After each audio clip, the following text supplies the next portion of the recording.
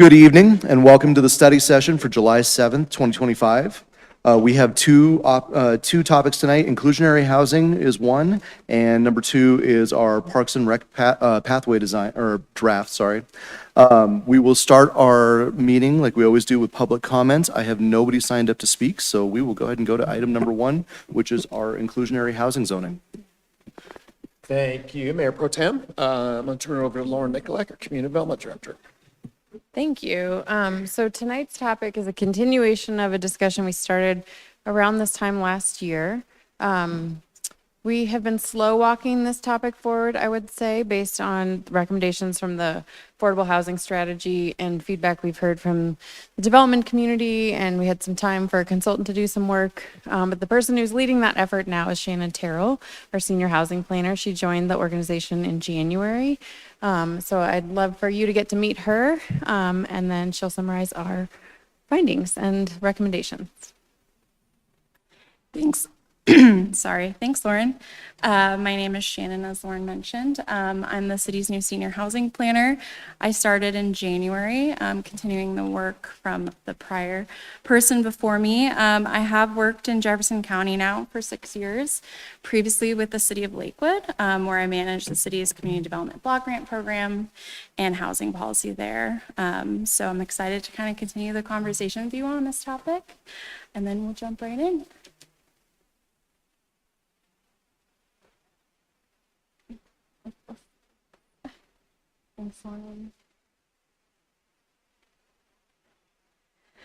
So I'll just briefly touch on a high-level summary of the staff report, including the inclusionary feasibility study, and outline the 4 policy options that are in the memo. Tonight, really just trying to have a discussion with you all about what direction you guys want to move forward with on this policy based on some of the recommendations. So as you know, last June, I wasn't with you all, but you guys discussed inclusionary housing. We hired a consultant in August, and they wrapped up this feasibility study in the spring of this year, in April. So their analysis focused on several key components, including what income levels the policy should serve, how many affordable units each development should build, such as the set-aside requirement, that 10% number, the fee and lieu amounts as an alternative to on-site units, and whether inclusionary requirements would be financially viable or feasible given current market conditions. So our consultants tested 54 different pro forma models. Attachment 1 really only includes a fraction of those at 6. In doing so, the consultant really kind of came up with 3 main findings. Most future development will occur on small infill lots, which come with higher costs and more constraints. Financial feasibility is strained on projects with fewer than 60 units. These projects kind of face more cost challenges that make it hard to absorb the additional requirements. Higher density development could absorb these program requirements, but zoning and charter limits restrict how dense projects can be and what incentives the city can offer for a program. Despite these constraints, the consultant recommended a mandatory inclusionary policy. This is similar to the discussion we had last summer. That applies to new residential projects with 10 or more units. That would mean the rental projects would be required to provide 10% of units affordable at 80% AMI. For sale projects would be required to provide 10% affordable units at 100% AMI, which is area median income. Developers could opt to pay a fee in lieu instead of building the units at $58,000 per unit for rental and $97,000 per unit as for sale units.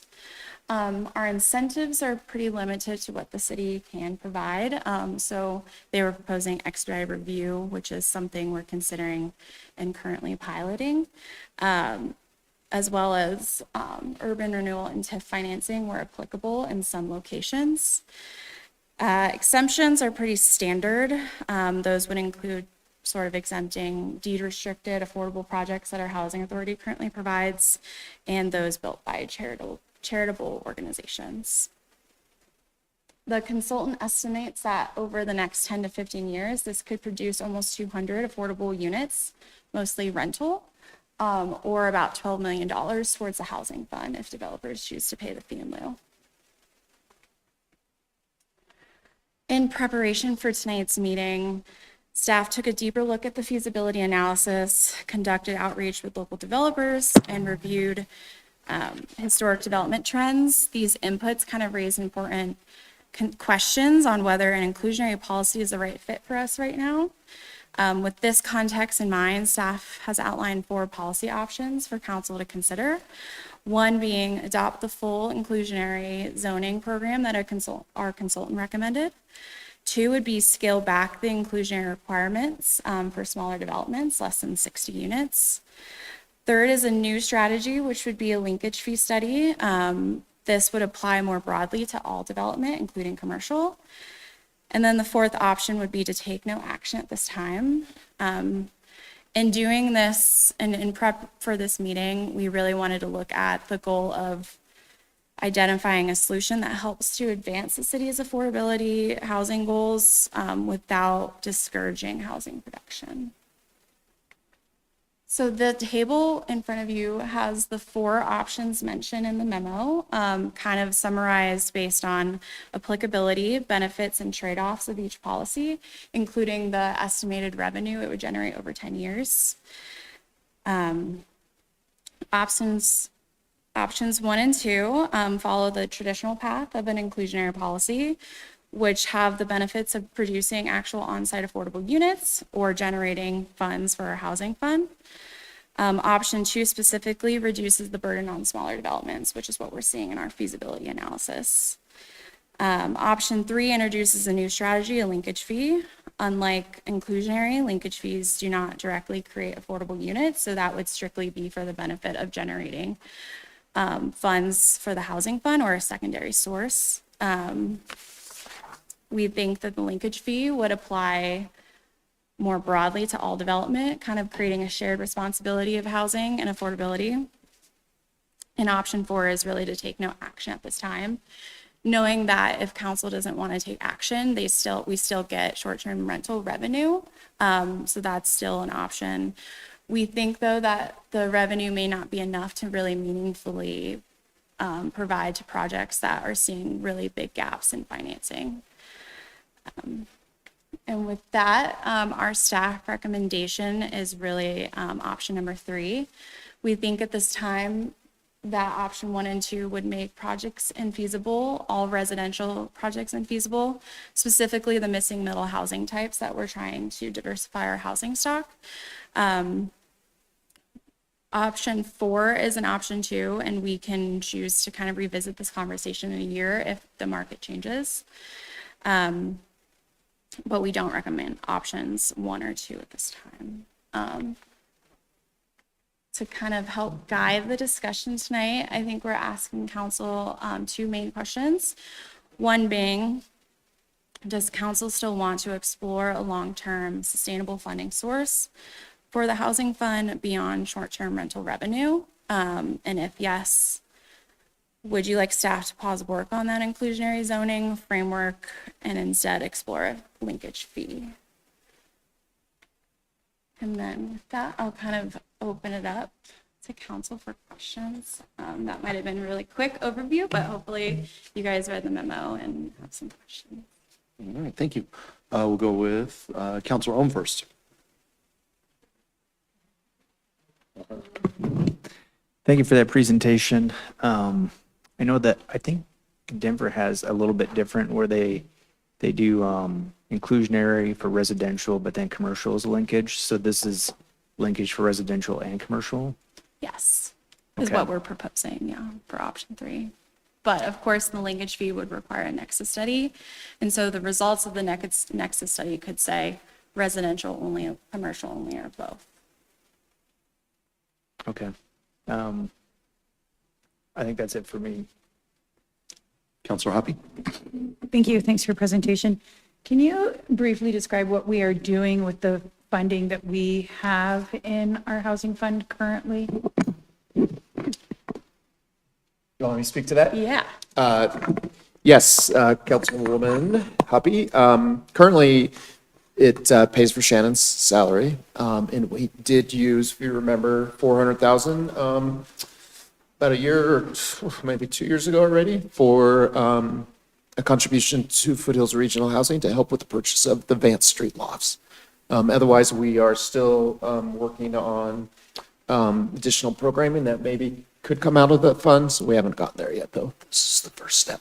And Lauren, you got something to add to Yeah, that? I think the challenge in adding more programs right now is that the fund balance is just fairly low, and we don't want to rely on potential future revenues until we either know we're going to keep STRs in that fund or augment that in some other way. So trying to focus on sources for uses.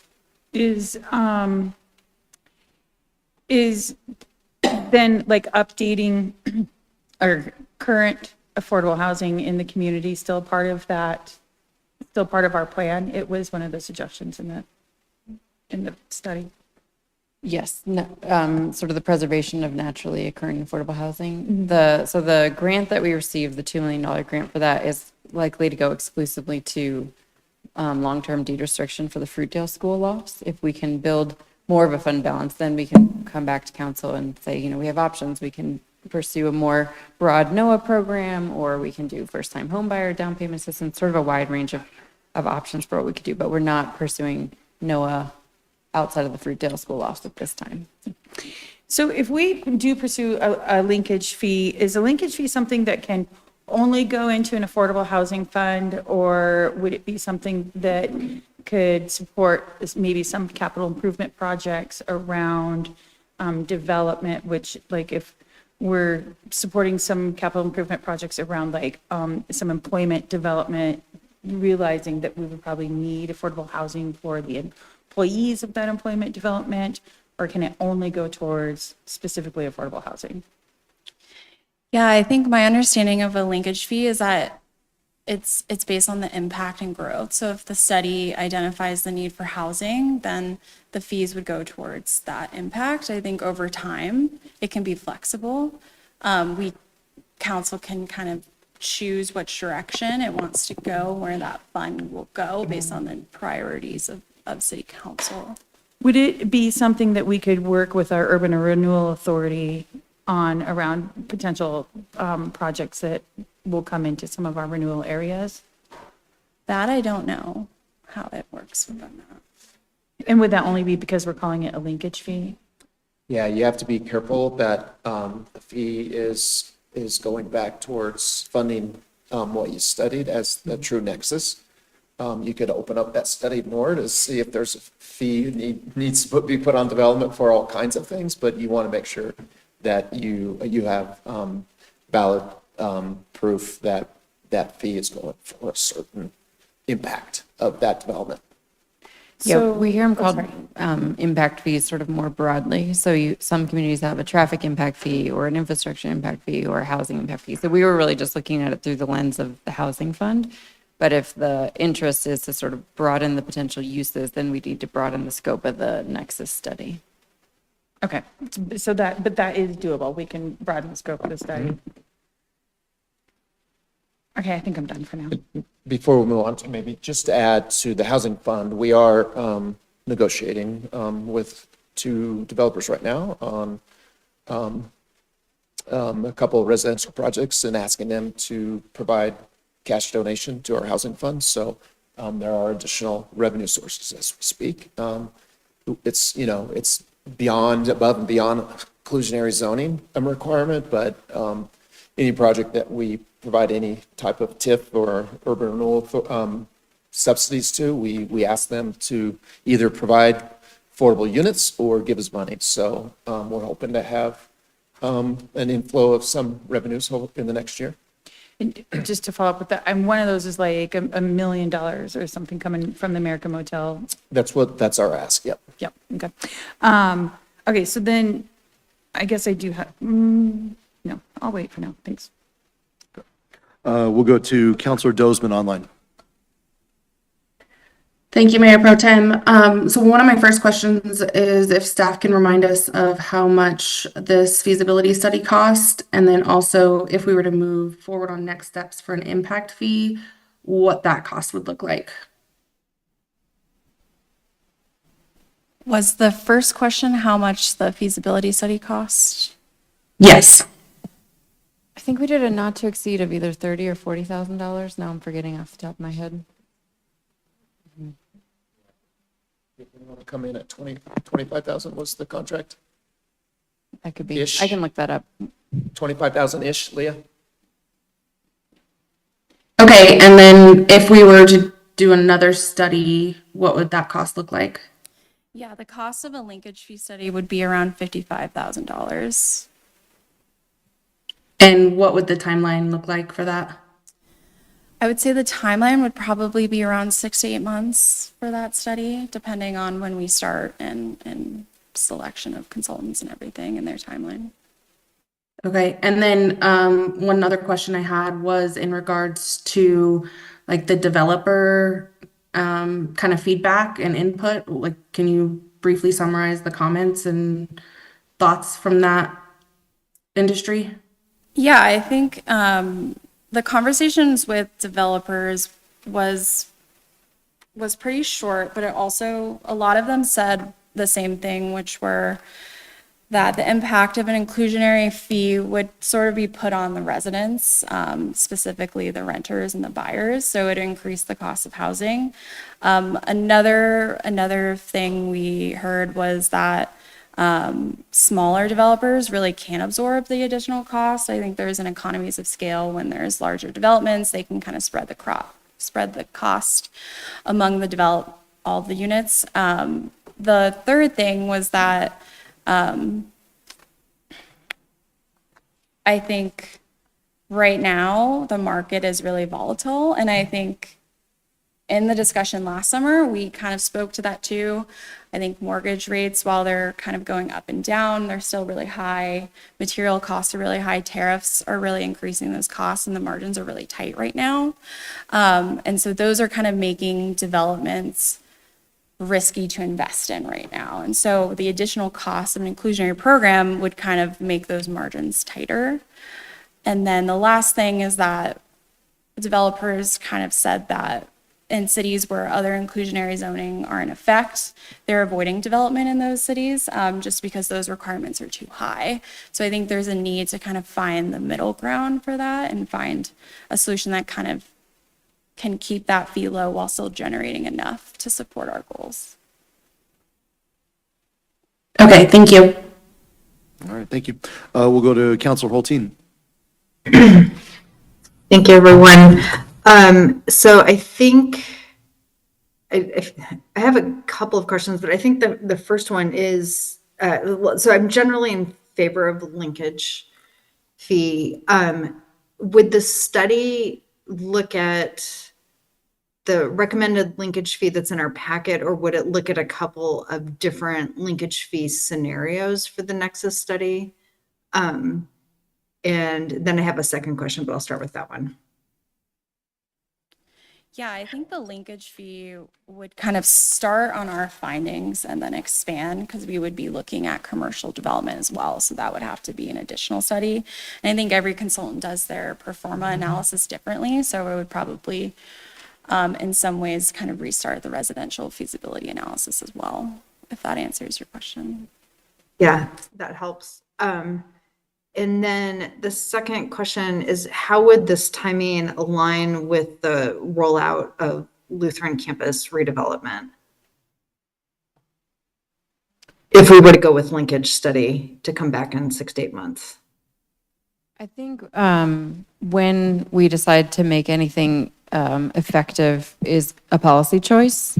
What we've been doing so far, including at the Lutheran campus, and as Patrick describes, is that any major redevelopment has been asked to negotiate affordability through separate agreements. So when we see the linkage fee, if there's a decision to make it applicable to say anything that hasn't submitted a site plan or starting in 18 months to give people notice, that would be a choice that we would have, or you would have as a council. Okay, and so Lauren, if I'm hear if I'm interpreting what you said correctly, that like moving forward with Lutheran, we'd already be talking about incorporating affordability into it regardless of any policy right now that's adopted. Correct. Yeah, we have been talking to the Lutheran buyer about incorporating affordability, hopefully through units, because that's a big enough project. It could absorb that. Okay. I'll probably have more to add as this discussion evolves. But I think I'll share now that, you know, we adopted our housing affordability action plan. And I think I feel really proud of how much this council has accomplished on that in a very short period of time. But I feel like you know, Patrick provided some helpful updates on where some of the funds are kind of flowing around that we've received, you know, through federal grants and other sources. But I guess my feeling, something that's important to me as this moves forward, if we're looking at a 10-year revenue fund that's going to be registering, you know, at $10 million-ish, you know, how are we, you know, managing that? Does it become a special fund? How do we, as council, you know, set more specific like policy priorities around that? So I think for me, as we move forward in this conversation, I'm really interested in not just how are we getting the revenue and how much revenue, but then how are we prioritizing? And we had talked previously, and I believe it's on a future study session around, you know, ensuring that the short-term rental revenue, you know, goes towards the housing fund. So anyway, just sharing a couple of thoughts that are immediately tangential to this conversation. Thanks. Yeah, if I could speak to that just real quickly. Councilwoman Holstein, you're spot on. We are doing everything we can as promised and as directed by council to make sure that short-term rental lodger fees are directed back to the housing fund starting next year. And then it's always been our intention that we come back to council with additional priorities of how to use the housing funds. That will be a next step, this inclusionary housing, and with staff turnover, we just haven't gotten to that piece yet. So we're looking forward to that conversation. Thanks for the update, Patrick. All right, thank you. We'll go to Councilor Snell. Actually, my question was answered with Councilor Holtein's question, so thank you. Excellent. We'll go to Councilor Larson. Thank you, Mayor Pro Tem. And two background questions, one of which is already asked, and I appreciate that. The other one is there's reference to state of Colorado legislation. What is required of the city of Wheat Ridge to comply? Regarding the state legislation, there's not a requirement. There's just suggested affordability strategies that are kind of in the state housing bills. And we're hoping to kind of dive deeper into those in August. But one of those affordability strategies is an inclusionary zoning program. I think the other component that I think you referenced state legislation. So nexus studies or linkage fees are required to pass certain requirements in state statute and are also required to comply with certain Supreme Court decisions so that there is sort of the rational and proportional relationship between the fee charged and the development maintained or constructed. So it's a little bit outside of our wheelhouse, which is why we'd need a consultant, but there are state laws and Supreme Court rulings that dictate the content of the linkage study and ultimately sort of the dollar amount of the linkage study, if that's what you're referring to as well. Yeah. Well, is Nexus a person? Who's a Nexus? Is it like a type of study, or is it a company that does the study? It's a good question. So in this context, it's a term that comes from a Supreme Court ruling, but it's essentially, is there a proportional relationship between a dollar figure and a development that's being constructed? There have been patterns of cities that have exacted too much from development, either in requirements or fees, and the term, I think, originates from that Supreme Court decision that we now say we have to do a nexus study, which means prove that there's a nexus between what you're requiring and what's being built and the goal you're trying to achieve. But there's any number of economists or other financial consultants who sort of specialize in meeting those requirements of that study. And the other part of the question then gets, when we talk about linkage fees, and we talk about the market in general, because there's options 1 and 2 refer to how residential development and the economics around that, and everything I've seen lately shows that the market is going through a shift right now. I understand that there are more houses on the market now, and they're staying on the market longer. Prices have slid in some areas, they've stabilized in others. So I am concerned that if we turn away from the housing focus of these fees, that the market will get ahead of us. And I just want to kind of bring that up. I'm not sure exactly what we could do because these things take months and months to kind of play out. But if we happen to see maybe not as serious a correction as we saw back in 2008, but if we do see a market correction and prices come down, what effect would that have on our sort of the approach we take to the requirements of residential developers?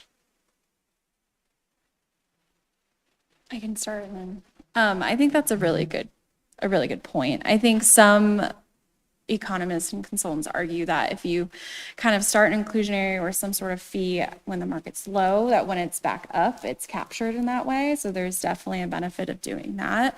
I think the other thing though is I think Wheat Ridge doesn't have a strong real estate market, and it doesn't have the units that maybe other cities kind of develop. And so when we think about the effects of an inclusionary, it might have more profound effects on Wheat Ridge's market in comparison to other cities that maybe have a stronger residential market. Yeah, I think one of our goals is to establish a fee that does not require a high amount of maintenance. So one approach could be to set the fee based on the current market and know that you have to look at it every 6 to 12 months. We did that, for example, with the fee in lieu of parkland dedication. We set that fee in lieu super, super low, and it's stayed the same for almost 10 years now. And that's been okay. It's a very small fee. It's $2,000 per unit, but it builds up over time. To Shannon's point, we know that if Denver is going to do a linkage and an inclusionary fee, it's because no developer is going to say, well, forget it, I'm not building in Denver anymore. They're going to pay that fee because the market is so strong there compared to these smaller peer communities where folks can choose Wheat Ridge or Arvada or Englewood. And then the other thing that we looked at is that we had not done last year was sort of this crystal ball exercise, and Shannon summarizes it in the study. What is the development sort of potential, excluding Lutheran, in Wheat Ridge? We all know our border is sort of set, and there are diminishing opportunities for development or redevelopment. And so we sort of ask ourselves, is the juice worth the squeeze? On one hand, capitalize on those, let's call it 2,000 units and set the fee in place so we can at least get something out of those. But our concern was, there's a potential that we freeze any of that development potential if we sort of miscalibrate this fee.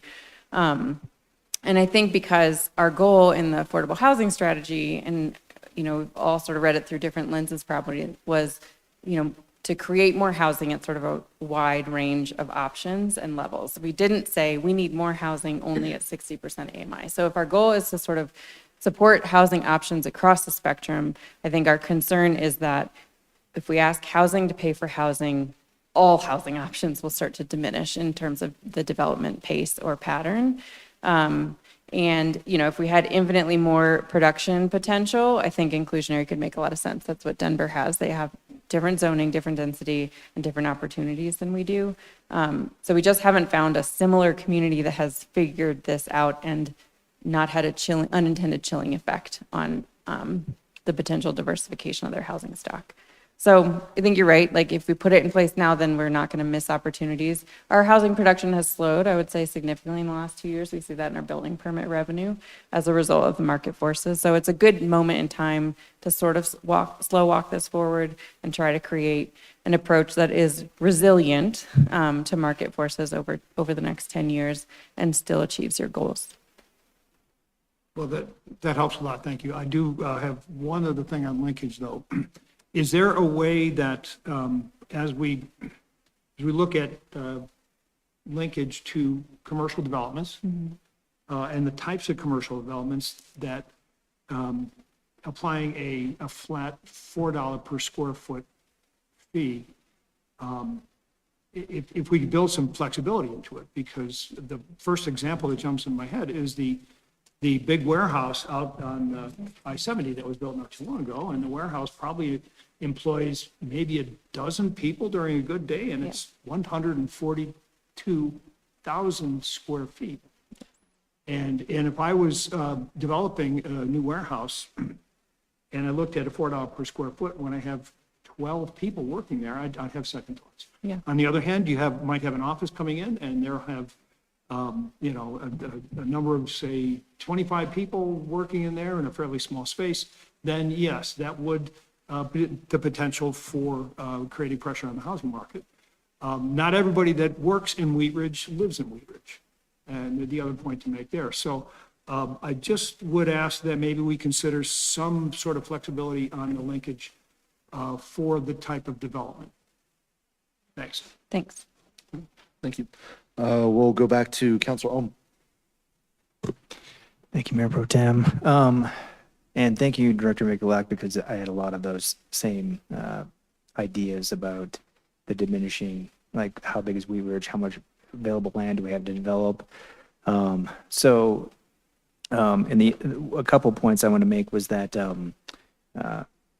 I think we're doing a lot of good things for the city, but I do realize is that as we're trying to move towards being compliant with what the state wanted for those carrots, some of that was leverage, to the developer. So if we're asking the developer, like, hey, we want you to pay money, we could have offered, like, hey, we'll reduce your parking requirements. We've taken that off the table. And so I'm just wondering, and I don't need to answer right now, but I'm wondering, what does the developer get? So it's like right now they don't have to worry about, the minimum parking requirements. There's so many things I think that we're moving towards that we just can't, I think we've lost a little leverage with that developer, and we're gonna, if it's affordable housing, we're supposed to do more review. I know that I'm very aware that when, at some point, if this does become, some type of code, that there will be probably a deadline of when that takes effect. And the cautionary tale from Denver was all the developers knew that, and then they had a huge surplus of people trying to get it in for that deadline. And then we're going to be doing the other thing, which is, well, we got to get your affordable housing in even faster. But now we just increased our workflow, whatever that number was, double or 3 times. And then that kind of hit that peak, and then it went down. And that's kind of what's happening. But it took a long time to go through that. So that's one idea. And I'm not against what we're proposing with the linkage fee. The other thing is, so let's say we get the linkage fee, we're going to do the affordable housing. Is the affordable housing, is that only going to be for people to rent, this affordable housing, or are we looking for home ownership as well? And if it's the second, have we thought about doing what Boulder County is interested in doing, which is fractionalized ownership? Because, and I don't know if everybody understands what that is, but it's something that they do a lot in commercial. Director Mikulak probably could explain it a lot better than I could, but those are my 2 ideas, because I want to make sure that a lot of people they're not going to have the money to buy. They want to buy something and get all that rent cycle. And I just want to keep all our options on the table. Thank you. Thank you. Councilor Hoppe? Thank you. I mean, in general, I'm supportive of the linkage fee. I very much would like for us to, kind of leaning in a little bit onto what Councilwoman Hulteen said, making sure that the Nexus has a broad enough scope that this could go into a special fund that we could then start looking at policy and priorities and how to utilize that money through the special fund and have affordable housing be a piece of that. There's a lot of services that are needed around affordable housing also that are supportive services. And so we would have some flexibility to be able to help and have some incentives around that. And on top of being supportive of the linkage fee, but also wanting it to, the scope to be broad enough that we have some room to make some moves in it. I very much would like to see a policy, a permanent policy that says that the short-term rental monies do go into the affordable housing. So that is a dedicated source into the affordable housing, and then the linkage fee could be a piece of that. And knowing that the short-term rentals over in the next 10 years, the short-term rental tax revenue over the next 10 years would be up to 4 million. We have a potential 1 million getting added to that in a one lump sum. We have some other potentials that could add some one-time lump sums into that.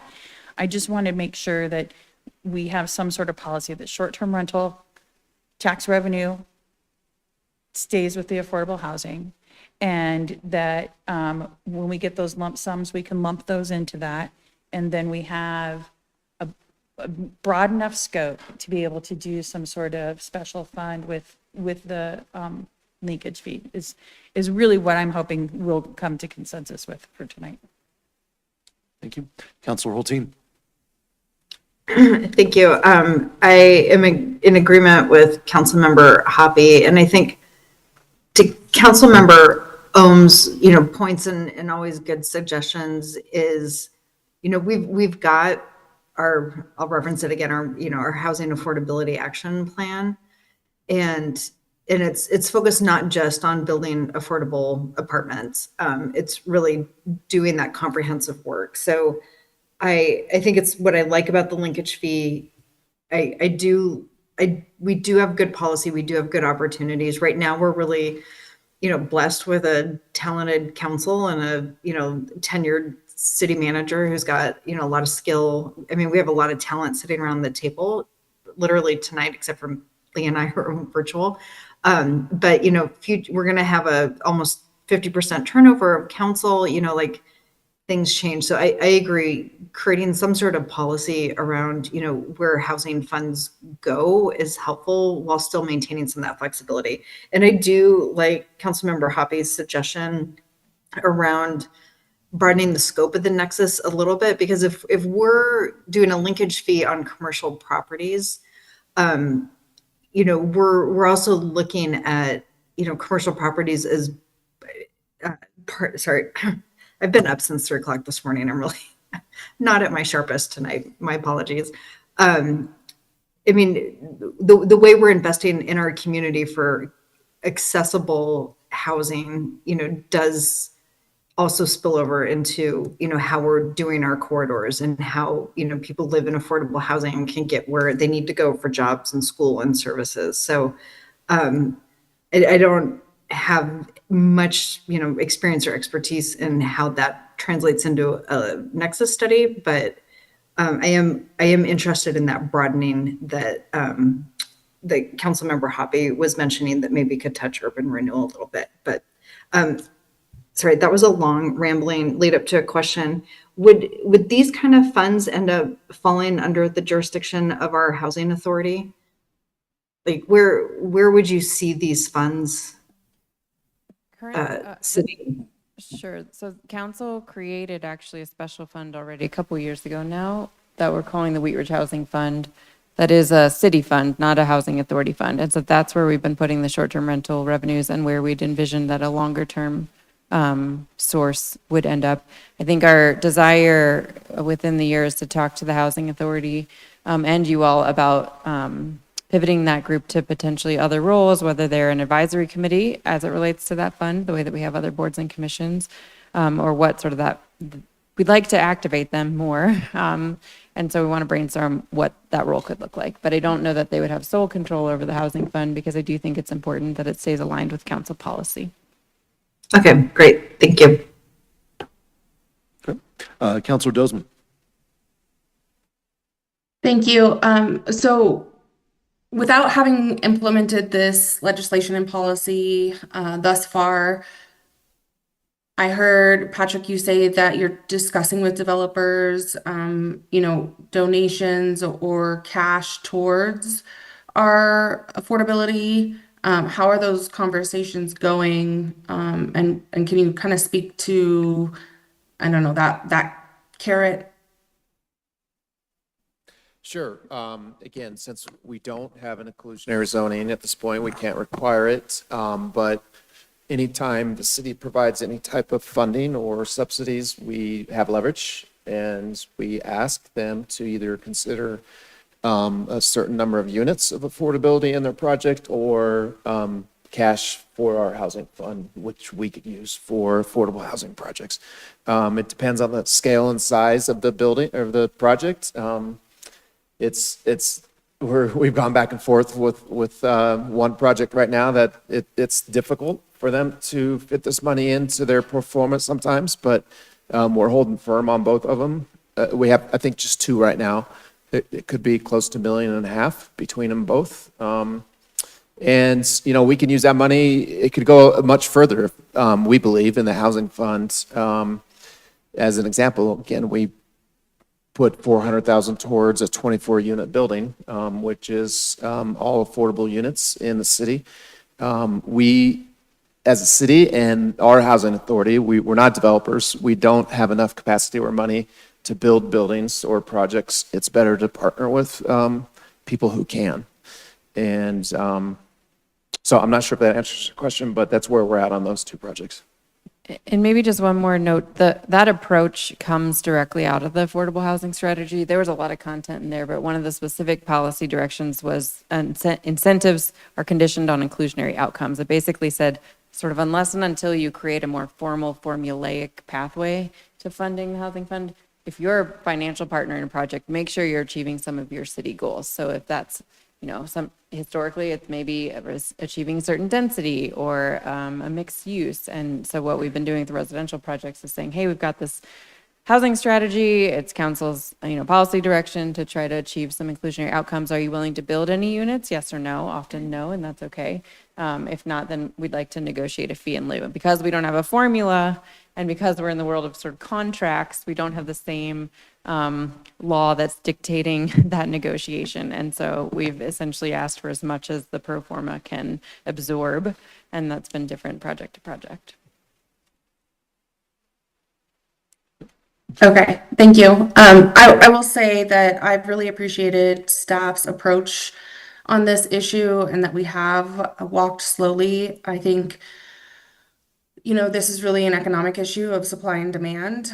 We had a lot of demand and not enough supply, and we've been seeing cities all around us, including ourselves, have more development. And I think the market is stabilizing, but there are a lot of variables and factors that are still volatile at this point in time, as mentioned earlier in regards to tariffs, costs associated with building and construction. And I think at this point in time, I think I would prefer to just hold off on an impact or linkage fee.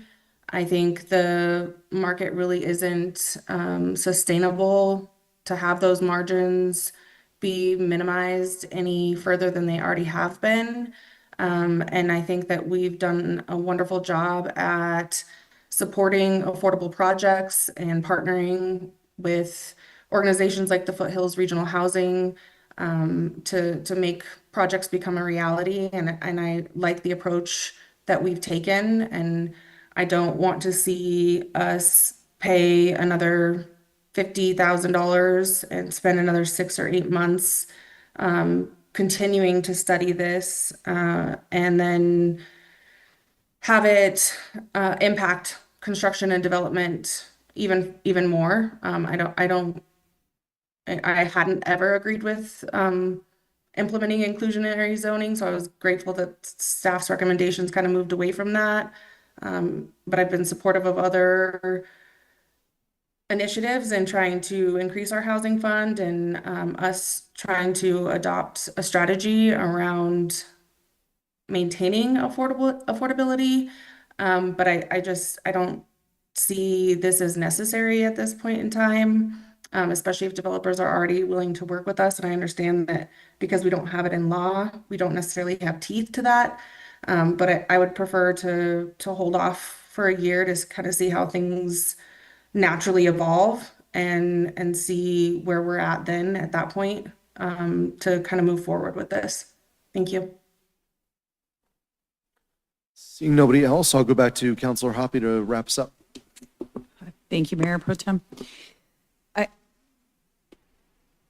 Because of the way we're currently doing it as a short-term kind of gap fill, gap stop, I'm going to ask for consensus that we move forward with a linkage fee and look at broadening the scope for the Nexus, while also bringing forward some sort of policy around protecting the short-term rental tax revenue into specifically the Affordable Housing Fund.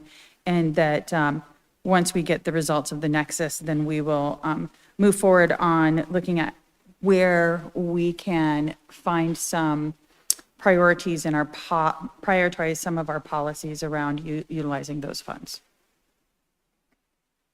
I believe we have a consensus on that. Thank you. Excellent.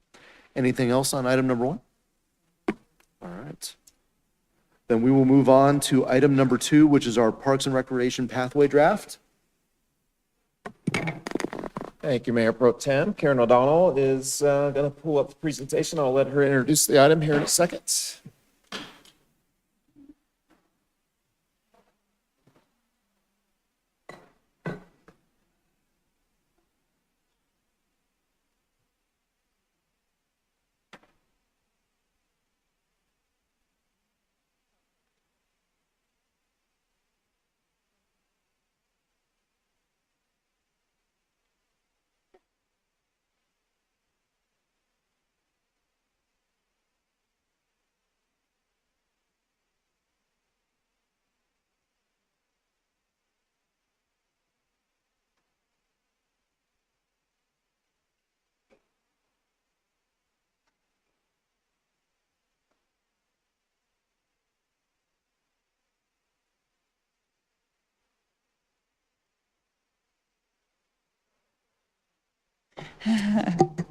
Good evening, Council.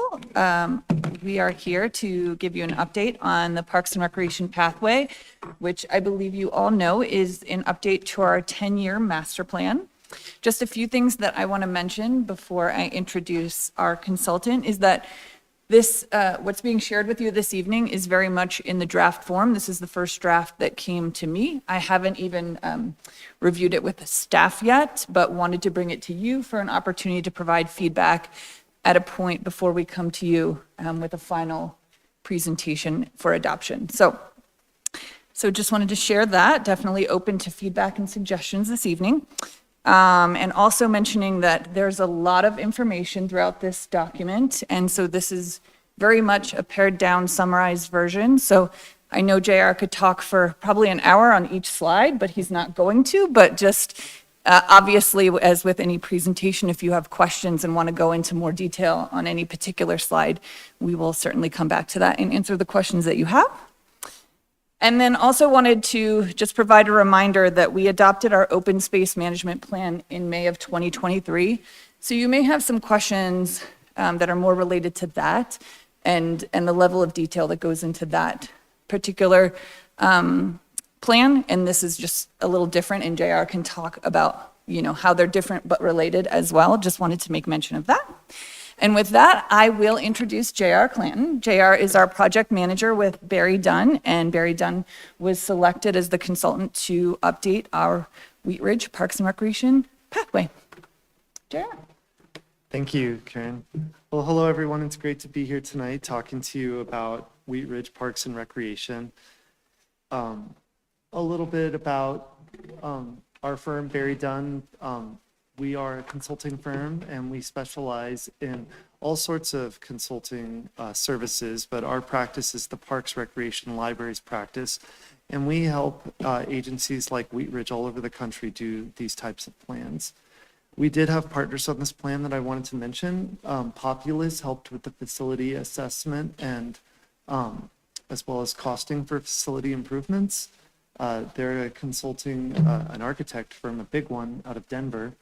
RVI is helping out with capital costing for the parks capital recommendations. And then ETC Institute was our partner for the statistically valid survey. Overview of what we're gonna go, Overview of what we're gonna go over tonight. Like Karen said, it really is high level.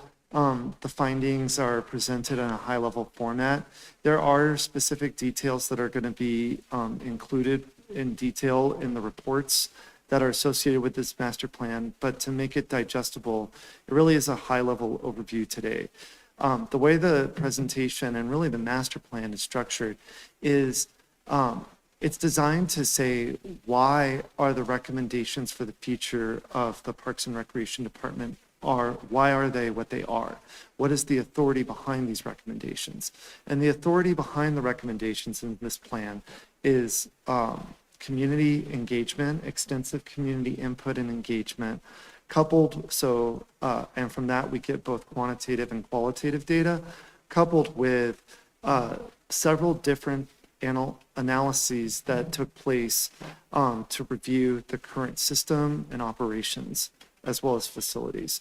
So once we set the framework for all of the different work that was done to assess the current conditions of the department, then we can talk about what is it that the department could do in the future to really move forward.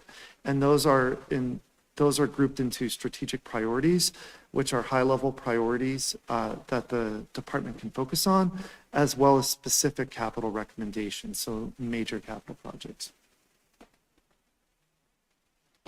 Thank you. Thank you.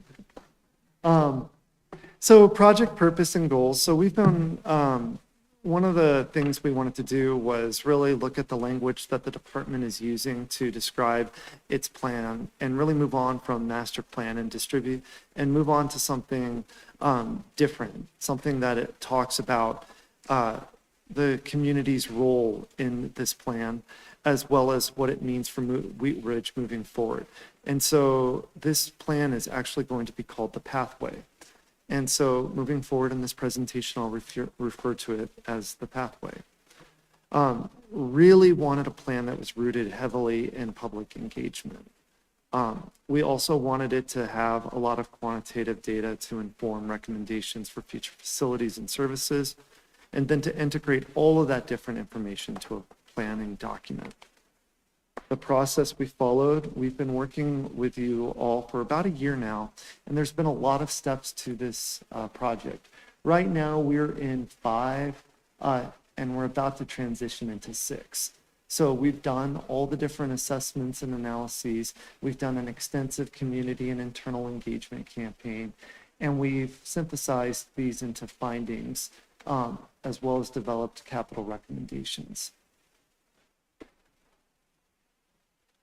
So let's talk about some of the findings.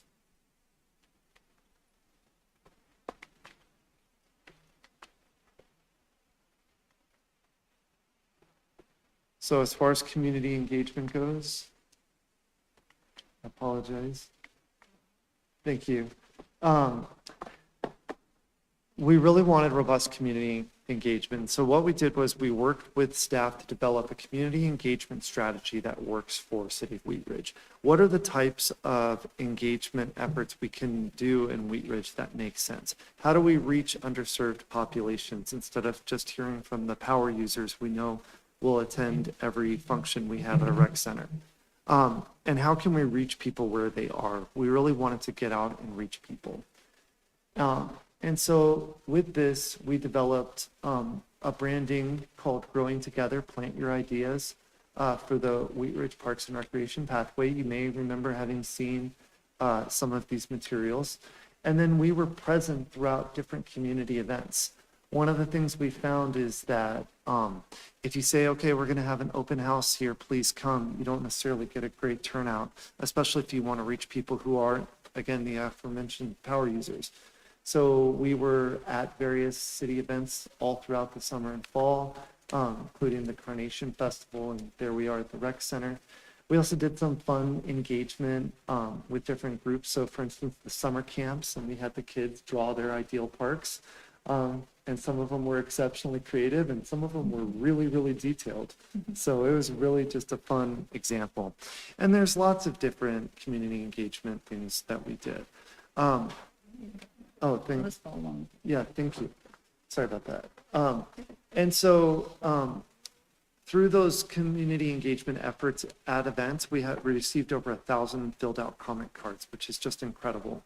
That's the most comment cards we've had filled out with any of our engagements, and it's happening from Wheat Ridge. So that was really cool. The other thing I'll say about Wheat Ridge's engagement, which was really neat, was just how passionate people were about the community and how much they identified with the community, which for being, again, a small community in a major urban center, it's pretty amazing how much residents truly had pride in Wheat Ridge and really identified themselves as City of Wheat Ridge residents. Through social media, we had thousands of impressions and reached thousands of people, and so also really powerful effort. So all of these were to get anecdotal feedback, to get feedback from the community, meeting them where they were. But we also coupled this with, next slide, a survey, a statistically valid survey. And so with this, we wanted to send surveys to a random sampling of City of Wheat Ridge residents and get their input on the future of Parks and Recreation Wheat Ridge. And really the randomness is what it makes this thing powerful, because through random sampling and statistics, you can end up getting very high confidence that you've reached the majority makeup of the city. And so the goal was 300 households. It usually takes a couple of mailings to get to this goal. And City of Wheat Ridge hit it with the first mailing within the first month with 414 completed surveys. It's pretty incredible. So again, just speaking to how interested the community was and how much people really value it. So what did we find out from all of these things? People really like your system, especially your trails and open spaces. People are supportive of investments and expansions of your facilities. They're also supportive and desire program expansions. Your events are exceptionally popular, and they want to see continued investment and utilization of community events. Next slide, please. No, it's okay. Yep. Safety and accessibility improvements were emphasized, especially ADA, access to facilities, and better lighting and safer crossings. Aquatics enhancements were also emphasized. Youth-oriented amenities scored well, and they normally do, but definitely there was a priority on that. And then improved communication channels. And every single community we work with, this rates as a priority. People, when you serve a diverse community, they have a diverse range of preferences for getting their information and getting communicated to.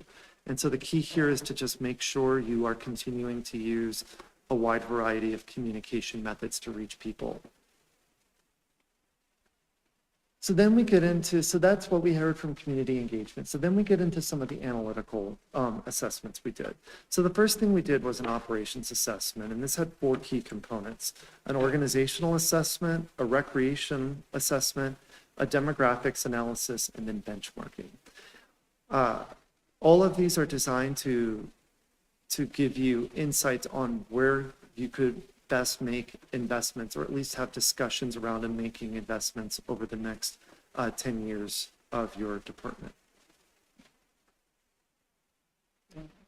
Yes, please. So we'll start with the organizational assessment. So this reviewed the department structure and staffing. It also looked at its budget and its historic budget trends. And to try to get some context for those, it also compared it to NRPA, so the National Recreation and Park Association benchmarks and metrics. And some of the ones we looked at were per capita spending, as well as staffing levels and operating costs per acres. All of these comparison points, again, are conversation starters. There will always be reasons behind why Wheat Ridge has made the investments it's made compared to other organizations. And the reasons are always valid. You're responding to your local community, your local needs with the assets you have. And honestly, the geography also makes a big difference. And so all of these things, again, as you're looking at these comparisons, it's important to not get hung up on the specifics around, oh my gosh, we're lower or we're higher than the national average. What's important is to have the discussion about why Wheat Ridge is at where it's at, and then assess the service level based on that. So what are some of the organizational findings? The comparison group is populations below 50,000, and Wheat Ridge actually has above average staffing levels for its Parks and Recreation Department to support its broad service delivery. With this, it has higher than average proportion of staff dedicated to recreation services, which aligns with the community's demand for the variety of services you provide. There is an underinvestment in an administrative staff compared to your peers. And this affects ability to do things such as planning, administration in general, pursuing grants, those sorts of things. There's efficient parkland operations, but you are below the median spending per acre. There's strong, but with that, there's also strong per capita investment in parks and recreation. The operating budget has seen sustained growth over the last few years, which is good. And the organization structure is generally strong, and it supports a clear division of responsibility. So you do have a good organization structure. Generally speaking, you have good alignment with the national benchmarks, with local priorities being reflected. So overall, the organizational assessment finds that the department is operating well. There are areas to consider new investments, but overall, it's operating well. Next is the recreational assessment. Yeah. I know, it's a little. So this one's focused specifically on your recreation services and facilities. And it looks at program metrics, and it looks at your participation data, cancellation rates, and program life cycle stages. So it really is a holistic approach of your offerings in recreation and how they're performing. And so with this, there was, you have a really broad range of services offered. You are definitely above average for your comparison group with just the different types of programs you're offering. And it's great because this community survey supports that, and the community wants these services. If anything, what they want is even more. You have really strong participation levels in fitness, active adult, and enrichment programs. Your biggest barrier is limited space. It's a huge barrier. The life cycle, so that looks at how many of your programs are new, returning, and old. And a lot of times communities that aren't high performing have too many of their programs in the old. We're just offering the same things we've always offered, and that's not Wheat Ridge. You have a good distribution of your programs, so you're trying new things and you're phasing out stuff when it's appropriate to phase them out. And from a revenue perspective, your breadwinners are youth and adult programs. You also have a financial assistance program to improve equity. And community feedback supports focus on fitness, nature, and cultural programs. Demographic study, we looked at population, age, income data using 2024 census data. But then what we do is we don't just look at current snapshot, we do look at projections. as well as previous years in order to try to get some context and some idea for where Wheat Ridge might be planning. So some of the general findings are that you are not expecting much growth. You have a stable population. You are a little bit older median age compared to state and national levels. However, your youth population is expected to grow. Your household income is below the state average, and you have a trend of increasing racial and ethnic diversity. Now, what I will say is we're seeing this increasing racial and ethnic diversity trend happening pretty universally with our clients. And a lot of that is because this information is self-reported. And what you're seeing in the major changes in population is you're seeing people changing how they self-identify. So certainly you are having growth in your racial and ethnic diversity. You are also having growth in people choosing to identify themselves differently. And so if you look at this information, it's important to keep that in mind. Finally, we had benchmarking with peer communities. And again, it's just to provide conversation points. We try to choose communities that are analogous to you in both population and geography. Again, geography plays, it plays a huge role in how many service centers you need to have, as well as the types of services you're providing. So the key peers are Wheat Ridge is Wheat Ridge, Golden, Inglewood, Erie, Windsor. And then looking outside of Colorado, we have Sierra Vista in Arizona and Farmington in New Mexico. Some of the key findings were you have a compact footprint, perhaps a little bit more compact geographic footprint than some of it. Wheat Ridge had the lowest staffing ratio among peer agencies, a smaller operating budget, but it's had substantial capital investments in recent years. And that's going to fluctuate based upon, is this a year of capital outlay or not? Mid-range with revenue generation with some potential for cost recovery increases.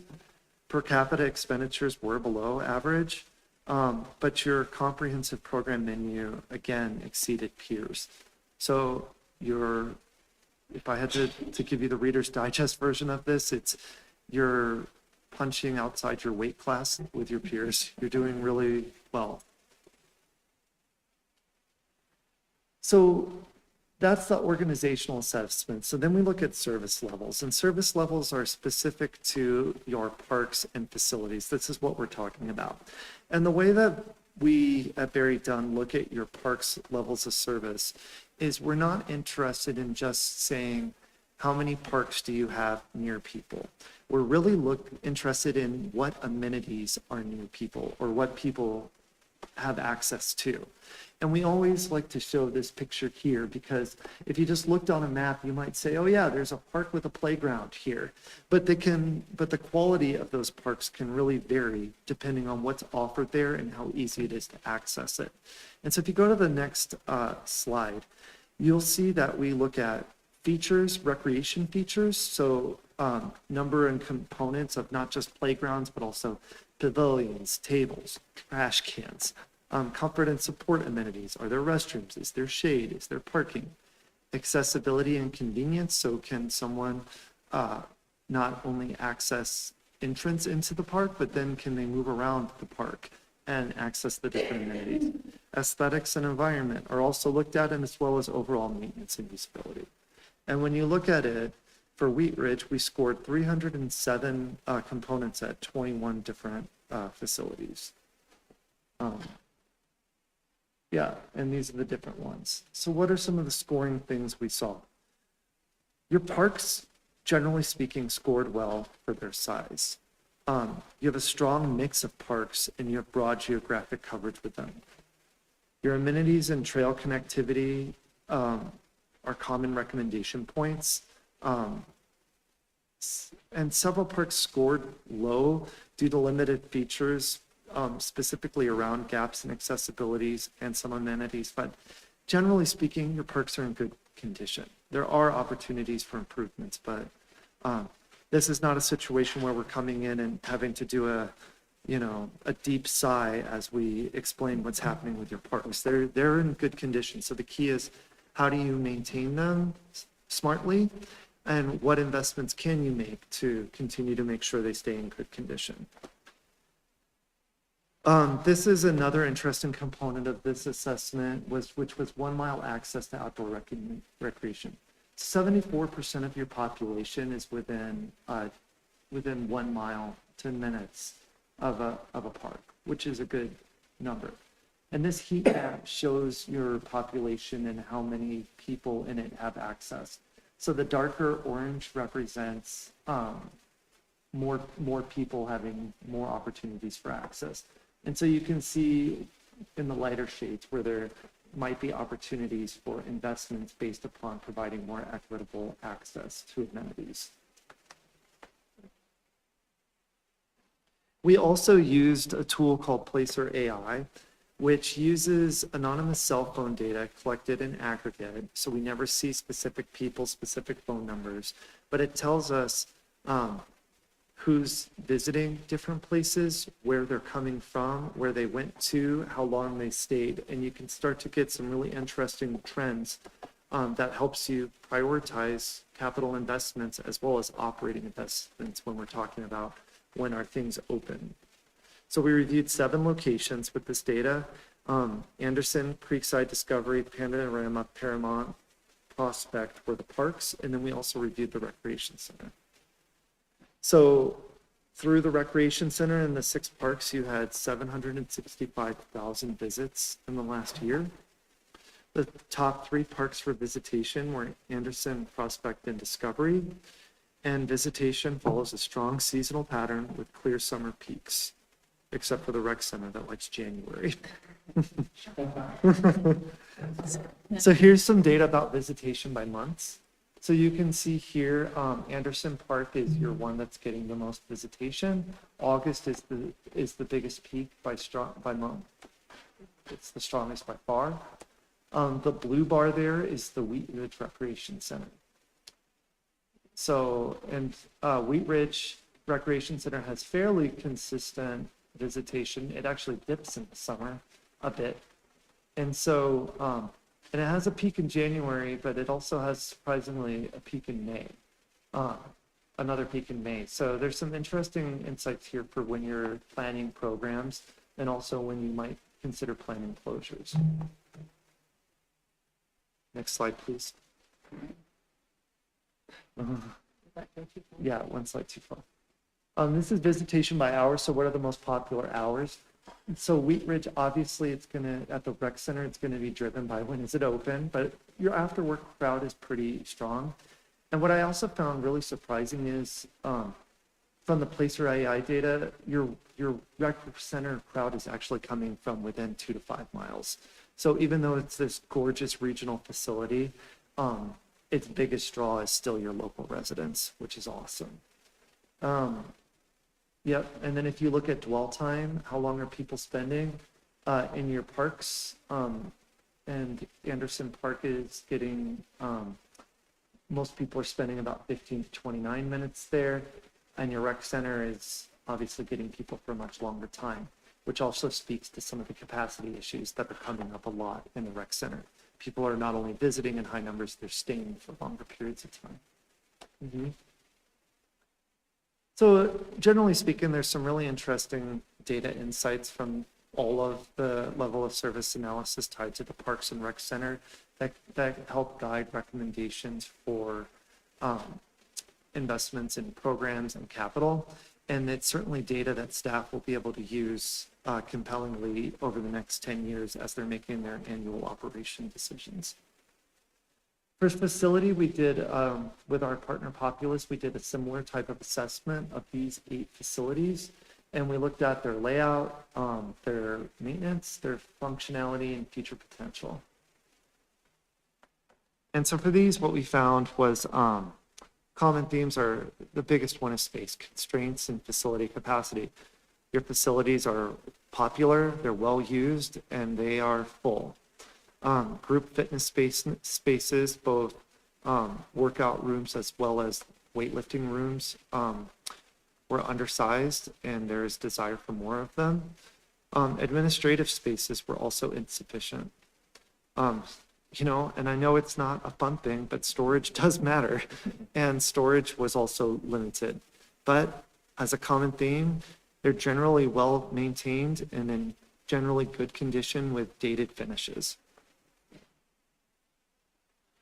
So strategic priorities. So after we did all of this community engagement and after we did all of this assessment of programs and facilities, what is it that the department should focus on?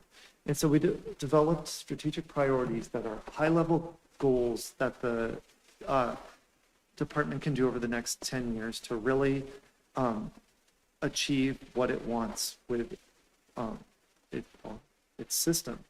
It's not meant to replace a strategic plan, so this isn't going to be a detailed annual strategic plan type of priorities, but they are things that can provide you general guidance. And so the strategic priorities that are being recommended moving forward are the following. Reinvest in aging facilities and infrastructure. And it's important to do this now before they get into disrepair, because it's cheaper to make it, and you know, just like with streets, it can be cheaper to invest in it before it's absolutely falling apart than to wait for it to fall apart and need replacement. Expand and diversify recreation programs. There's a desire for it, and your community clearly values the recreation programs. You're already doing amazing. You already have an amazing catalog of offerings, and people want more and would support more. Advance aquatics access and sustainability. People love your swimming. They love your swimming program. They wish you had more pools, more pool time. Yeah, and generally speaking, and also when we look at your pools objectively, especially the Anderson pool, it's in desperate need of investment, serious investment. More pools with more lifeguards. Yes, yes. And the aquatics recommendations also address lifeguards firing, so yes. Strengthening trail and greenway connectivity. Open space, your trails, and specifically your trees and tree canopy all scored very highly in community engagement and are extremely valued. And so any investments you make into that system would be heavily supported by data. Increasing access, equity, and inclusion are always important goals that would be supported. And it's important to realize that ADA access is an important part of this. And so when we say access, equity, and inclusions, we're not just talking about the types of programs that are being offered. There are specific capital items included with this. Pursuing strategic acquisitions and partnerships is important because you're near build out. And not only are you at near build out, real estate is so expensive. And so strategic partnerships with, say, school system or any other community partners willing to let you use their property and vice versa could be really beneficial for leveraging and extending your reach to your community. Planning for long-term sustainability and funding is important too. This is, again, it's expensive to operate a parks and recreation system, especially one as high performing as Wheat Ridge. This not only means, this not only encompasses financial sustainability, but also your staffing sustainability. Capital recommendations are also a major part of this pathway document. And so the capital recommendations, they're really split into two categories. There's the broader system-wide capital recommendations, and then there are facility-specific ones.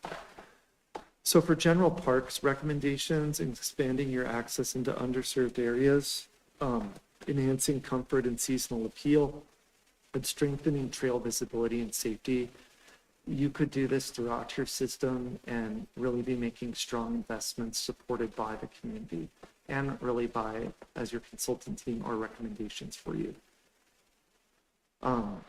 You know, you have beautiful trails you have beautiful parks, trails nearby with just a little bit of connectivity that could really help. And then wayfinding is always something that can help, so that people who are navigating your system not only know where they are, where they can get to, but then they can also potentially know a little bit more about your community. You can throw in historical elements. There were also calls for specialized parks, new things. There is demand for a new off-leash dog park somewhere. Centrally located inclusive playgrounds. And then, you know, exploring pump track opportunities could be a really cool thing that the system could do.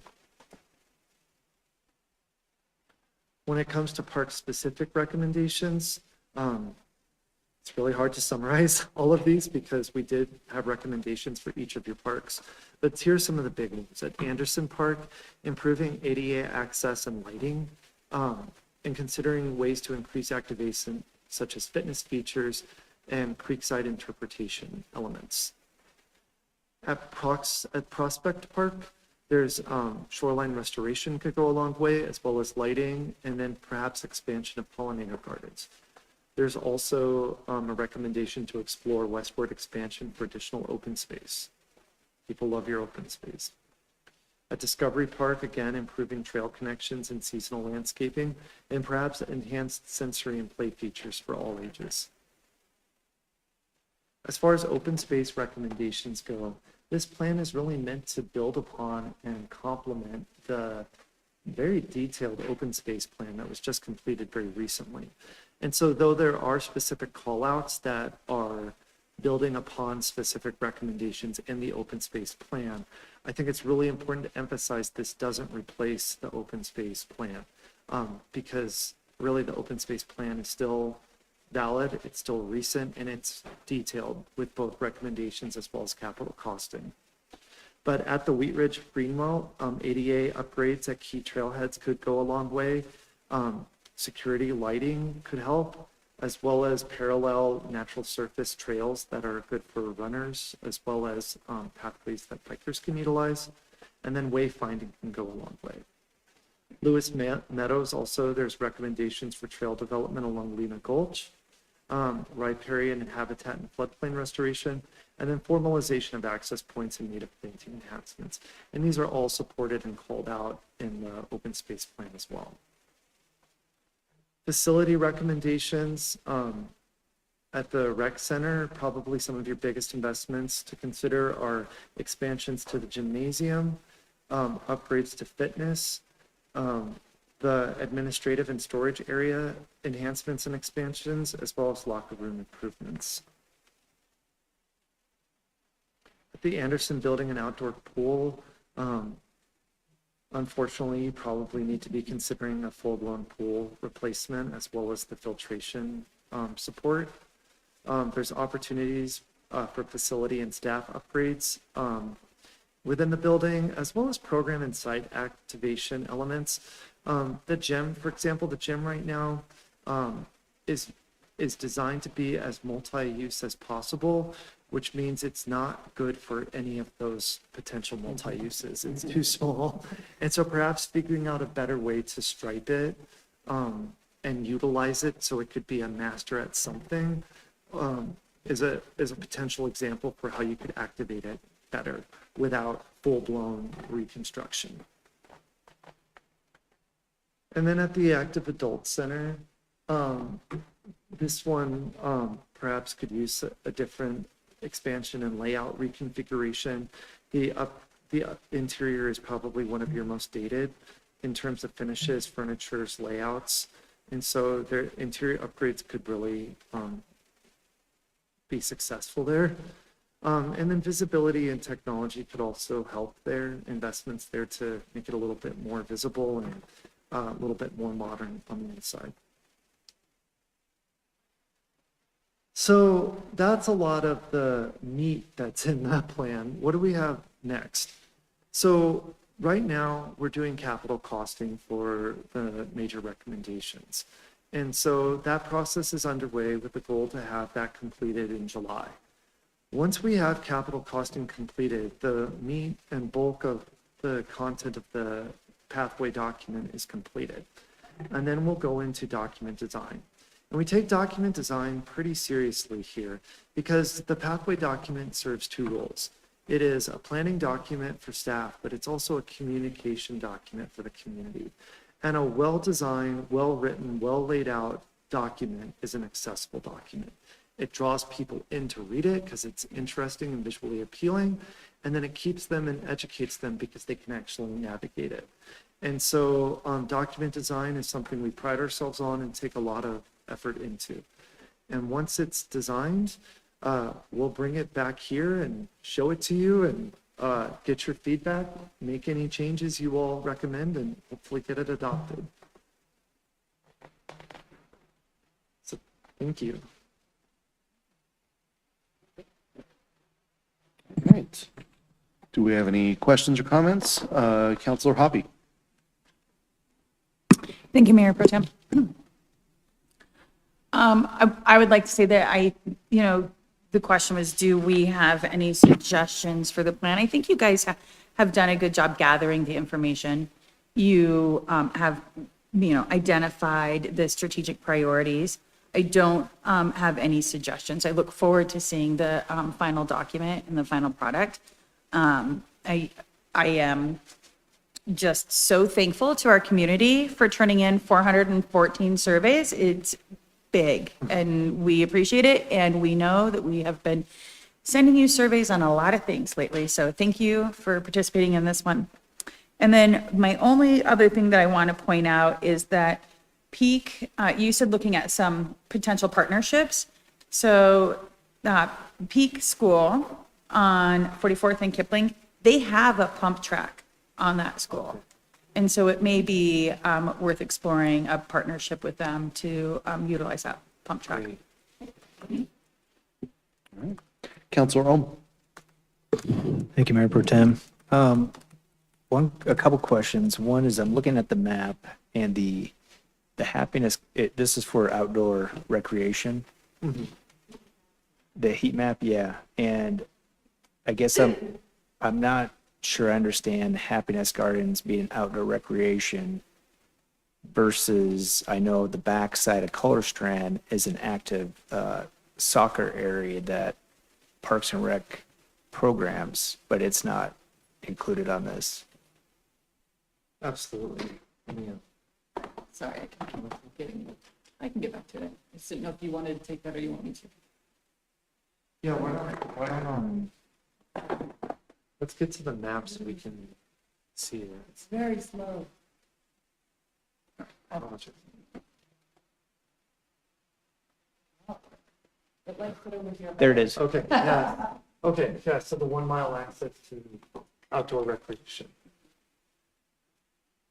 And so, if you please repeat. Yeah. So the Happiness Gardens is it's just community gardens. So people are just kind of maybe using their hands a little bit, hoeing or something, pulling weeds versus they're not really walking. They're very, I would say, pretty stationary. Yeah. And that's included as an outdoor recreation area versus Color Strand, the north half of Color Strand. The park actually programs that, and you can correct me if I'm wrong, for soccer. I've seen a lot of soccer games. My daughter used to play soccer there on the weekends and stuff, but it's not included on this map. And so I'm a little confused of what is outdoor recreation. And I can speak to it first, and then perhaps if you have anything else in terms of how Barry Dunn utilizes this information. But we use, when we're, for example, writing grants and we need to obtain this type of information, there's a Trust for Public Land score online, and they utilize this information that's really, they get the data from our parks that we own and operate. So we don't own and operate Color Strand, so they wouldn't know that we use that space. And I don't know if that's where Barry Dunn takes the data from that's utilized in this map. I would assume so. But that's how, as JR mentioned before, sometimes we have the information and we have to utilize it to tell our story. Because again, when we're looking for grants or when we're talking about trying to acquire the Color Strand and Wilmore Davis properties, for example, we have to tell that story that, yes, it looks like on this map that folks in the Wilmore Davis area have a park nearby, but it's a community garden that some people utilize, but they don't utilize it in the same way that we use a park. So we just have to share that information, but that's data that's online nationally. We get the score, like I think you said it was 73% of our residents have the 10-minute walk to parks, and that's a pretty high score nationally, I believe. Yes, very good. And on the other side, I would be interested in seeing a reverse of this. where it shows the darkest colors, like here's the need. However you want to, I want to really shine a light of like, these are the areas that really need something. And yes, I am concerned about if the Happiness Gardens is skewing that, it makes the case for like, hey, we really need a park over in this area, but it kind of looks like, oh, well, you kind of already have one. So that's, you're right. That's what I'm trying to do. But thank you. I think that's good feedback too, because I think we could add, that map exists on the website, the Trust for Public Land website as well. So we could include both and maybe even include like an asterisk with some detail of our interpretation. That would be a good to include in the plan. So thank you. That's helpful. Councilor Larson. Thank you, Mayor Pro Tem. Do have to say that reading over this document here, it's, I found it to be reassuring and ambitious. It really is quite a thorough look at the sort of the state of our parks facilities. I do have some concerns about maybe utilization of some of the parks that are not in the top 5. Can you discuss at all what you were able to find out about some of the smaller parks? And I'm thinking of some of the smaller parks that are frankly underutilized. Yeah. So for the smaller parks, we did look at their amenities and their assets and what they had there. And we were able to score each of those parks based upon the amenities that they were offering. And so when it comes to capital recommendations for each of those parks, even the small ones, we do have specific recommendations for some of the improvements for each of them. Will we have a chance to look at that? Yes, we have that information and we can share the complete document with you all before we come back to you with for adoption. Yep. So this includes not just some of the smaller little pocket parks like the one in my neighborhood that is frankly way underutilized. And then some of the other fields like the ball fields. Do we know how many hours that kids are out practicing baseball on the ball fields? That kind of stuff. I don't know that we have that level of detail for all of those parks because the Placer AI data that gives us the number of people that utilize each park, we did some of our parks, but we didn't utilize it on all of them. I think just because of capacity and what Barry Dunn was able to provide us. And they gave us actually more than they usually give to other communities, I believe. Initially gave us like 3 parks and I said, hey, can you do a few more? So they went kind of above and beyond to give us that data, but they don't typically do every park in a system. Okay. Well, and that is helpful. And I'm glad that that first map that was up there showed the fact that when you look north of I-70, there are no parks in the city, in that part of Wheat Ridge. There are no parks at all. Quick question before we go to Councilor Snell. As we were looking at this and we look at the heat map, the Lutheran Legacy Campus, when that is built out and we have 20% of parks, would that count on this? Because I guess it's not technically Wheat Ridge Park, right? Yeah, it will not if it's not owned and operated by the city, but it again is a story we can tell. Okay. It will be open to the public, so yeah, maybe it's a separate map that we put together that has all public accessible parks, owned or not owned by the city, might be helpful. All right, absolutely. Great. Councilor Snell. Thank you, Mayor Pro Tem, and thank you for this presentation. This is super thorough, and I appreciate all the detail. A couple of questions. Thinking about some of the recommendations, the centrally located inclusive playground, do you happen to know the new playground that's at the green? Are there any accessibility considerations with that one? Yeah, that playground's fully accessible. Yep. Great, that's good. That's a good one. And then I think I heard, and correct me if I'm wrong, did I hear mention earlier in the presentation something about an expansion of the rec center? Or did I make that up? Yeah, I think it's part of the recommendations. Got it, okay. No specific, like, other than storage and office space and. Yeah, there are some specific, there's more that you'll see in detail when you see the full plan, for Okay. sure. Definitely adding to fitness area, gymnasium space. Obviously, we have a little bit of concern with the footprint because the further we go out with the building, it impacts parking, it impacts the field. So a lot of considerations there. But I also want to speak to the playground at the Green at 38th. It is accessible, but certain communities have inclusive playgrounds that are specifically designed for people with disabilities. It is not that. So I just want to be really clear about that. Counselor Larson. Thank you, Mayor Pro Tem. One last question on one of the items under strategic goals. This says pursue strategic acquisitions and partnerships. Can you tell us a little bit about what that looks like? Yes, there are, just kick me if I'm not supposed to. Yeah, say okay, something. sure.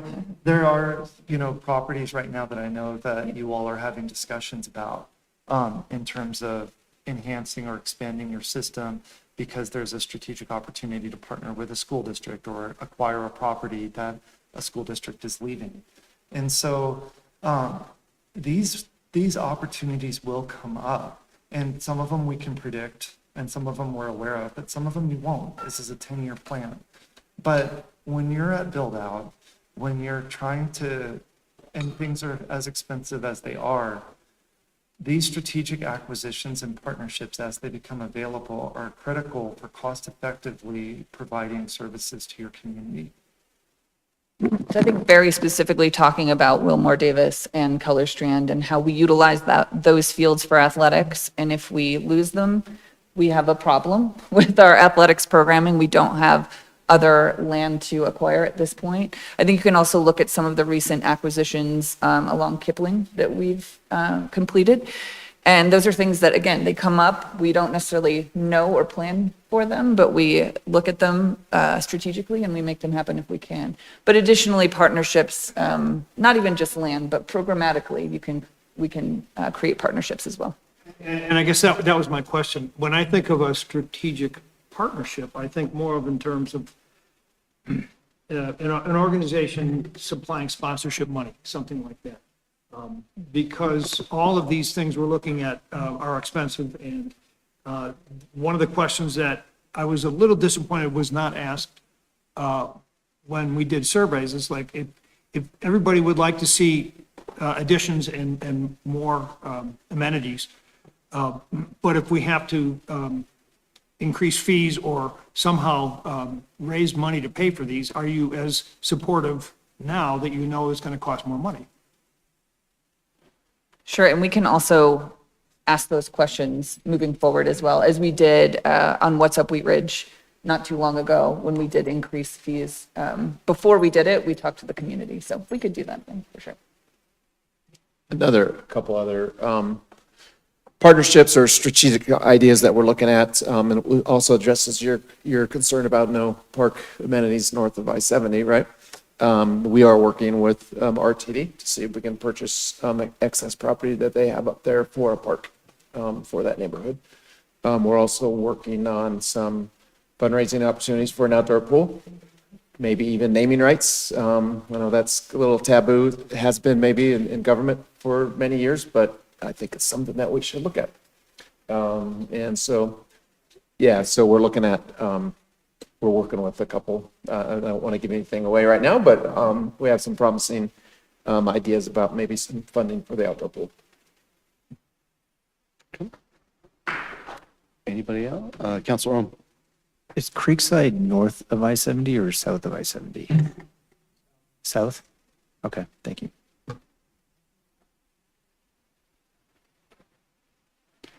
Do you have the comments and recommendations you guys need on your feedback?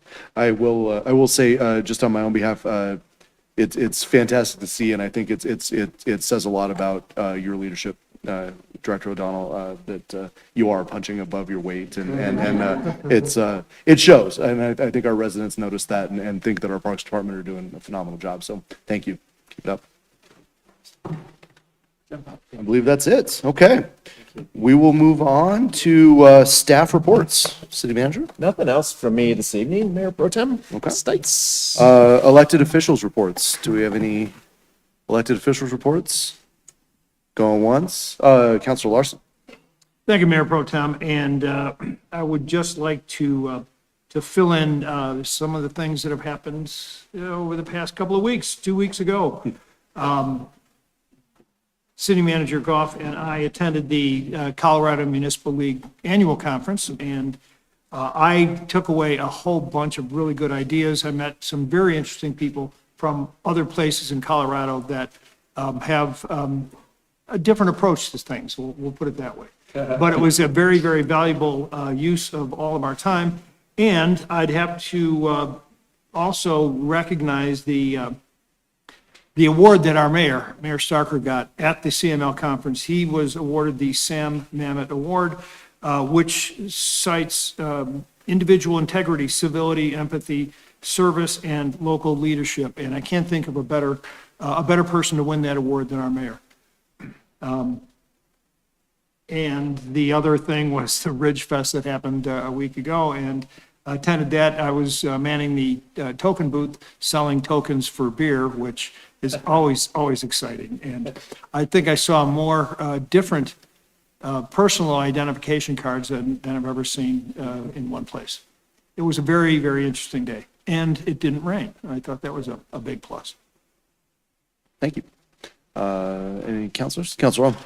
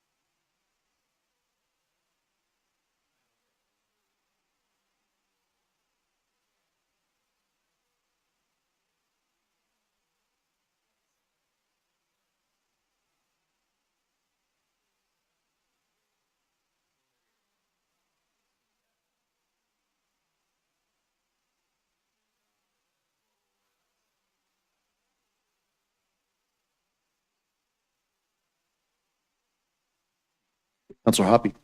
I was just going to ask if Manager Goff could give us an update. We do have some plans for that intersection on 38th and Kipling. Yeah, there's a couple different plans. We are looking at that for a potential red light camera, but also there's will be some improvements potentially as part of the 38th Avenue West program to add additional turn lanes going. I guess when if you're going north and south, or south, I think, and, off of 38th. So hopefully that will improve. But yeah, we're very concerned about that intersection as well. And it makes it difficult that it is CDOT, we're sharing it with CDOT, and they control the timing, and we're trying to work with them on allowing us to use photo radar and on their infrastructure as well. Counselor Snell? Thank you, Mayor Pro Tem. Just a couple of things. I wonder if Manager Goff could give us just a quick update on the car wash situation. Have they ceased operation temporarily? They have. The car wash, Auto Wash, is that their name? Auto Wash, I believe, on 44th. They voluntarily agreed to shut down for 90 days so that they could work on logistics and solutions for the noise that the neighborhood is experiencing there. So I don't have the exact date, but it's through the end of September-ish. They will be doing some intermediate testing as we go, but they will give us notice of when that happens. But they are shut down right now. Got it. Thank you. I just wanted to hear the latest, and thanks for that. Kudos to Local Works for putting on an excellent Ridge Fest. Entertainment was great. We had a lot of great representation of all of the talent and talented artists that we have in our community. And then just a quick note of the flooding tragedy in my home state of Texas. I just wanted to send out a quick bit of love and concern for them. The river that flooded was a river that I spent a lot of time on, a lot of my formative years there. And I just wanted to just say, keep them in your thoughts. Anytime a community is affected like that, we come together and try to help out. So good thoughts to them. That's all I've got. Thank you. Thank you. I don't see anybody else, so I will just echo kudos to Local Works. They did a phenomenal job. Ridgefest was amazing. I see a lot of head shaking. I saw everybody there. It's a great opportunity for our community to come together. Great music. I believe Mestizo won for the second year in a row. So congratulations to them. Another great local business doing a phenomenal job. As Councilor Rome said, I will say we do need to slow down a little bit in our community, make sure we're taking care of each other. I saw quite a bit of traffic over the weekend, and just making sure that we're really taking care of our neighbors and reaching out whenever we can, especially now that it's a little bit hotter outside. If you've got seniors in your neighborhood, see if you can reach out for them. And I just want to give a shout out to my wife. It's her birthday today. So happy birthday to her, and I will take her out to dinner as soon as we get out of here. So we will wrap up for the evening. We will be back here next Monday for a regular meeting in Chambers here at 6:30, 7 days from today, which is the 14th, I believe. So we will see you then. Thank you.